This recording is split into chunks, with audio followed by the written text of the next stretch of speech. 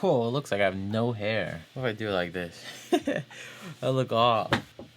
We ain't doing that. Today we're gonna be talking about reframing.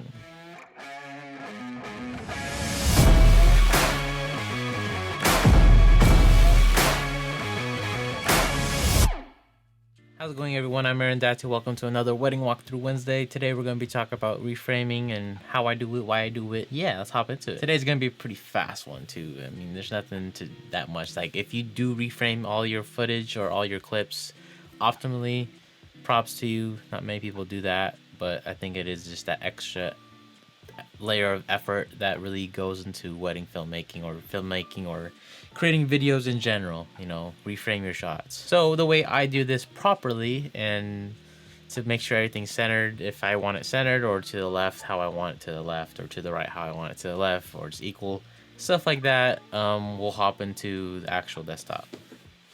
After I have my rough cut done, after I have it fine-tuned a little bit more, then I do the whole reframing stage of my editing. And the way that looks is, it is again in my skeleton workspace.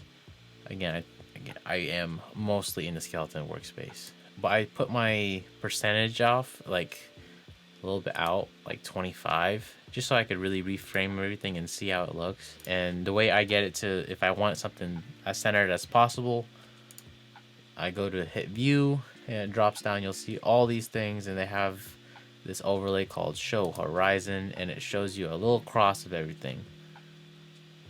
And as you can see, this one was not centered properly, and it will bother you a lot, especially if there is stuff like, for example, the pew right here, or the bride and groom is kneeling or supposed to be kneeling, that is off centered.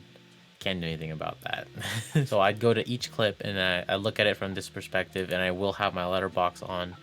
And that is also one of the things I love the most about using a letterbox. So you can see it gives me a little bit more playroom in terms of like up and down wise. So that is why it's like a little cheat code. A lot of people always hate on it, but honestly, if it looks good, I mean, come on, if it looks good, what are you gonna do about it? You know, get off my case, bruh. So I will like fine tune it. I will change the rotation of it if I have to, if it's not like properly horizoned out. But again, this is what it looked like, and I'm trying to line up that tip of the chapel part right there. Probably zoom it in just slightly.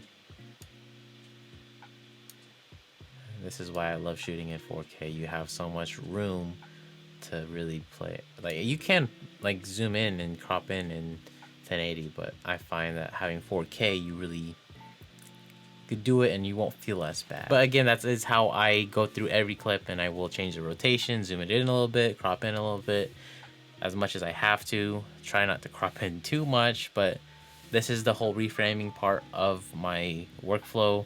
Hopefully you incorporate this into your wedding filmmaking or your filmmaking in general, or just any corporate videos. Reframe your shots. It makes it just look a lot cleaner.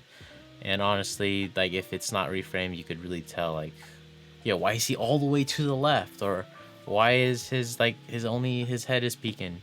Maybe you did that as a stylized approach, but I mean, to be honest, sometimes people just forget to reframe their videos. That's all I got for today's video. Thank you again for watching. If you have anything you want to share with me down below about reframing your shots, or just want to share it with anyone else in general, comment down below.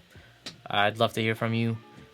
Like the video if you like it, share if you're into that, consider subscribing if you're not already, and hit that bell notification to stay up to date when I post new videos. And as always, follow me on all them social medias at Aaron Datu Films, and I'll see you all in the next one. Peace. Woo! That was a lot.